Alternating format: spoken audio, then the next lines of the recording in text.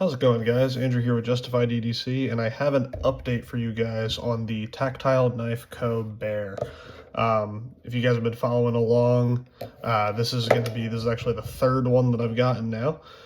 This just came in today. I still have the second one, so I'm just going to quick run you through. If you didn't watch the last video, I would highly encourage you to go watch that first. I think it's 2 videos back from when this one is getting posted. But basically, I'll just give you a quick rundown on what went down. So I got one of the bears in a trade. It was an older model, and it was in 20 CV. I don't still have that one. Unfortunately, if I had known this whole ordeal was going to go down, I would have taken more video and stuff of the first one that I got. But the first one I got was an older model in 20 CV. I got it in a trade from someone that when I got it, there were some issues with it. And again, I was more annoyed with the trade with not having issues disclosed to me than I really was with the company. But I just reached out to them by email and said, hey, I got this in a trade on the secondary market. I'm not the original owner. Can I send it in to you guys for warranty work? And they said, absolutely, no problem. They got me set up with a return. I sent that one in. I think about a week later, I got this one, maybe a little longer than that, but turnaround time wasn't too bad. So this was the second one that I got. And what they told me was they don't have the 20 CV anymore. They only do the Magnacut now. So they swapped it out for a Magnacut version. So as you can see there, Magnacut. And I was really excited to try that out for a couple of reasons. One, again, I really wanted one of these knives. I've been following them for a while, and I wanted to check one out. And I was like, okay, awesome, free upgrade to Magnacut. I haven't really played around with Magnacut yet, so that would be a great platform to test it on, especially with such a thin blade stock and such a thin slicey grind. That should have been a great testing platform for Magnacut. So I got this in and originally was just happy that it was fixed. Some of the issues I had on the 20 CV was on some of the older models, they were having issues with the edge actually hitting a couple spots on the back spring, which was happening to mine. There were about 2 different spots that were smacking the back spring and getting a nice roll on the edge. So that was a problem, and also it came uncentered and was rubbing on the right side scale, and nothing could be done with the pivot. I tried. So I got this one in. Initially, I was happy with it for about the first day, and then I really started using it more and playing with it more. And I discovered that right out of the box, it had blade play, so that wasn't great. I was able to tighten down the pivot and put a little bit of blue Loctite in there, and that did snug up the action. There's still a hint of blade play, but again, slip joints aren't perfect with that, so that tightened up. But now you can see it's not centered and it's rubbing on that right side scale. So that wasn't great. Wasn't thrilled about that. And then when I started using it, I realized just how terrible the edge was. I actually put it under a microscope. If you want to see the microscope footage, I have that on my Instagram. There'll be a link in this description to my Instagram. There's a highlight reel on there where you can see that footage. But basically, the edge came absolutely awful. It was completely uneven. There were 2 different angles on each side. Basically, if you were looking at the edge, what you want to see is even angles on both sides like that. A nice acute angle, and this side was like that, and the other side was more like this. So I tried to break down cardboard with it, and I basically had to force it through, which with such a thin slicey blade like this, that should not be the case. Tried cutting some paper, that same ordeal. You could kind of get it to cut eventually, but you really had to push it through first. It was really more tearing its way through. So I was like, what's going on here? This shouldn't be happening with an American-made knife that's coming in around $200. You can get these, depending on what scales and what coatings and everything, you get anywhere from like $175 up to up above $300. But the standard model with the titanium and Magnacut or 20 CV back in the day came in right at $200, American-made. And I was like, that should not be happening from a company like that, but also from their warranty department. It's not like I bought the knife, whoops, one slipped past the QC check, whatever. But this was from their warranty department. So I reached out again. And the email I got back was, so sorry that happened. will send you a new one with a return label for the old one. But their reason for this one being bad was, quote, someone picked it up off the shelf and didn't check it before sending it out. They just grabbed one off the shelf and sent it. And on surface value, that's a problem because obviously you want things to be checked. But that leads me to a more concerning thing, which is, what was that shelf? And that's a couple people have talked to me about that now. And again, if you don't work in manufacturing, you might not be familiar with the process of how, like, incoming materials, all your processes to get things manufactured, and then outgoing. There should be quality checks going through each of those processes, your quality checks coming in for receiving materials. You have your floor checks where the people making the knives do kind of spot checks, and then you have an outgoing QC where everything after assembly is double checked. Obviously your assembly person should be checking things, and Tactile sends you this card with the knife that shows you who assembled it. So that should have been your kind of first line of defense. There was the assembler, and then you should have outgoing QC where everything should be checked before it ever leaves the door to prevent things like this. So my question is, what shelf was this on that it got taken off of? Because either way, it's a problem. Either these were knives that had already passed outgoing QC and were ready to be sent out to customers, which means that even if I hadn't been the one to get this particular knife from warranty, that someone else would have gotten a bad knife after their QC checks, which is a huge problem. Or the other option is this was on a shelf that was pre-QC, which now runs into the problem is, why are your employees going and bypassing quality control checks and sending products out to customer that haven't been run through QC? That's not great. Really not a fan of that. That's a huge problem. So that really just kind of set me, I wasn't happy with that at all. But I didn't even touch on that in the email. I just said I would appreciate if you would send me another one. I really want to like this knife, but I can't even test it right now. It doesn't cut. If a knife doesn't cut, it fails. So then I got this one in just today. So this is the replacement. They did send me off the side here. They sent me a package with a pre-made label, so I don't have to pay for shipping, which is nice. So I'll be sending this one back, but I wanted to get a video here while I had both of them. And so as you can see on the blade here, I did just do a bit of cutting with it. So I'm just going to run through this with you guys real quick, just so we can kind of look at this together and see what was fixed, if there are any still issues. So just running through this quick, there is no to minimal blade play on this, which is great. Again, I know slip joints are really hard to get. Zero blade play out of even like really, really high quality slip joints. You occasionally get a little side to side play. Obviously, up and down, it's a slip joint, so that's not a thing. But side to side, especially where you have just a traditional pivot in here that can be adjusted, you shouldn't have a lot of blade rock or anything like that. So that's good to see. There's no to minimal blade play in here. And again, I can always mess with the pivot to try to tune that out completely, but let's look at the centering here. Centering is better. You're still off to the right just a tad, but again, that could be something I can mess with in the pivot. So it's not a big deal, but just when I'm looking at it right now, it's not touching the liners, which is good. Now I am still running into, this can be flexed either side to, you hear that?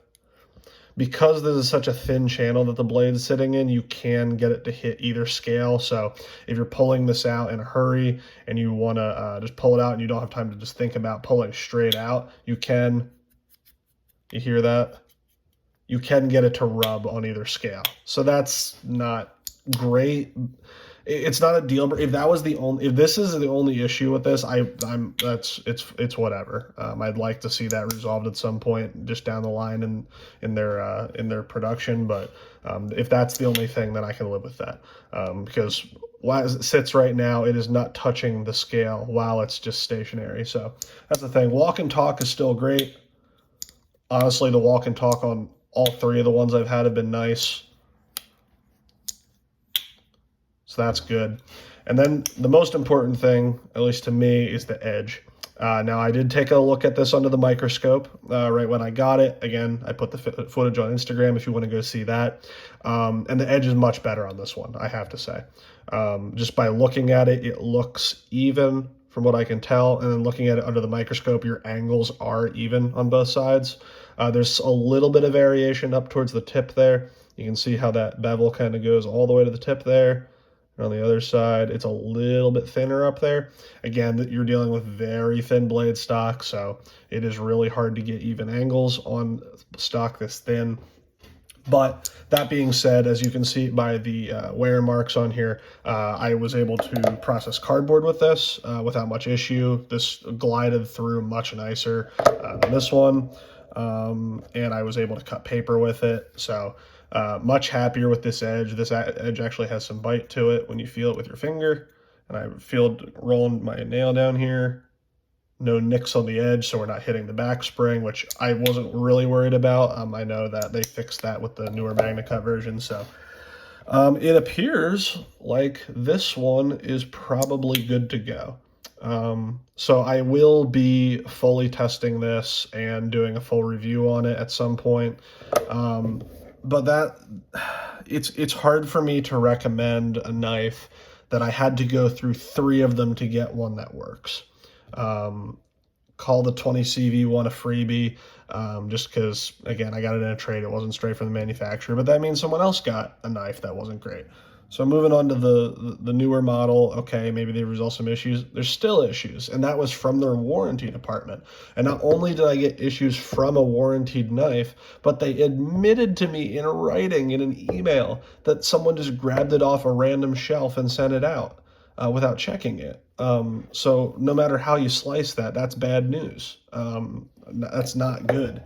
And now finally on my 3rd try, I'm getting a knife that I would actually pay $200 for, at least right now. Again, we're gonna test this, and I'm not thrilled with 61 on Magnacut. It's pretty widely known now that your ideal heat treat for Magnacut is 63 to 64 HRC. So 61 is soft. Now, again, I am a machinist. I do work in manufacturing, but I'm not as familiar with heat treating processes on knives as some people may be. So if you guys know more than I do about that, and you say like, okay, well, they can only run this thin of Magnacut up to that without making it too brittle or something like that, okay, I understand that. So drop me a comment if that is something that you know about. But then that would just bring me to the question of, why use Magnacut this thin if you can't heat treat it to its full potential?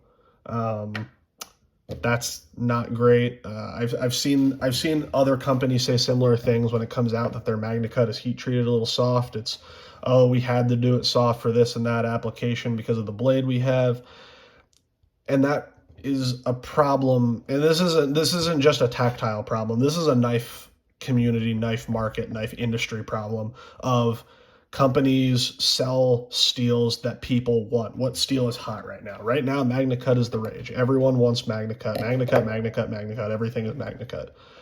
And that's cool, and Magnacut does seem to be a really cool steel because, again, you don't have to compromise, at least from my understanding. Again, this is only like the 2nd knife I've had in Magnacut.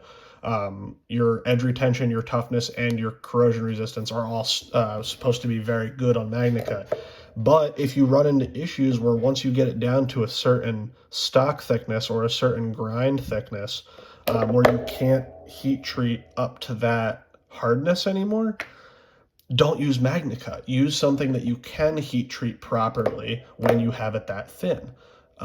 There's other again, obviously they were doing it with their 20CV. I don't know what they were heat treating their 20CV to. I can look into that if you guys are interested, but if they were doing a 20CV before and everyone seemed to agree that the 20CV performed just fine, why not stick with 20CV? Because, again, when we talk about the 3 things that you need for cutting performance are the metallurgy, so the composition of your steel. You need the HRC, depending on what it's heat treated to, it's going to perform differently, and your geometry. This knife should have all 3 of those things. It has the Magnacut steel. It has then your heat treat should be somewhere 63, 64. If that was the case, you'd be good to go there. And then this has the geometry. Once it has not that one, this one doesn't have the geometry, but this one has an even angle on both sides, even grind. This one should perform very well. But if you're not heat treating your steel to its full potential, it's kind of just like putting makeup on a pig. Maybe not to that extreme, but obviously even soft Magnacut is going to outperform lower quality steels. But you should be using steels in the correct application. You shouldn't just be throwing steels on to give people what they want. And I understand from a big business perspective, you want to sell what people want. So I'm not knocking them on that necessarily, but I think people need to educate themselves more on what steels are good for what applications. Like M390 used to be the go before Magnacut. Like I know like M390 was kind of your go-to for high-end production folding knives. If I take M390 and I put it on a survival knife or a bushcraft knife, that's not the right steel for the job, because M390's whole thing is that it holds an edge forever and it's very stain resistant. But it's not a tough steel, especially when you get thinner grinds on there. M390 can be a little brittle. It's not a hard use steel. It's a steel that's maximized for edge retention. So that's why you see bushcraft stuff with usually softer steels, because there's not a whole lot of impact. I don't need to explain how bushcraft knives work to you, but you need to pick the right steel for the right application. And what I'm seeing here with 61 is telling me either that they just don't know to heat treat their Magnacut to 63, 64, which is a problem because in the industry now it's pretty well known that that's what your standard is. Two, they just don't, which why would you do that? Or three, Magnacut this thin can't handle a higher HRC, which would lead me to say, why are you using Magnacut? So this is just kind of, again, this is not a deal breaker for me. I'm still going to test this knife. I'm still going to review it, and I'm still really hoping that I like it, because I really want to like this knife. I've said that every time I've talked about it. Through all the issues, I really want to like these knives. So we'll see. We're going to go through testing, but I struggle to recommend this when I can't guarantee that from the factory you're going to get one that works. And I'm not the only one with this problem. If you just Google or go on YouTube and search for Tactile Knife Co. reviews, or if you type in Tactile Knife Co. issues or problems, there's several videos of people saying very similar issues to what I had, with this excellent fit and finish, and then your edge is bad. I saw people have problems with lock slip on some of their liner lock ones, where the lock they could actually just close it on themselves. Had ones with faulty hardware where it was loose or stripped out, heat treat, just lots of different issues. And these are fairly new reviews. So just lots of issues across the board that I haven't had enough good experiences with this company to, in good faith, tell you guys to go out and buy one. In fact, I would tell you to be very cautious buying these. I think probably your best bet in getting one of these that has a good quality control on it and actually is going to perform is buy it on the secondary market from someone that you trust and can look over it for you and tell you either, hey, there's some issues here, you might want to send it in, or no, this one I've looked over it myself and it's good to go.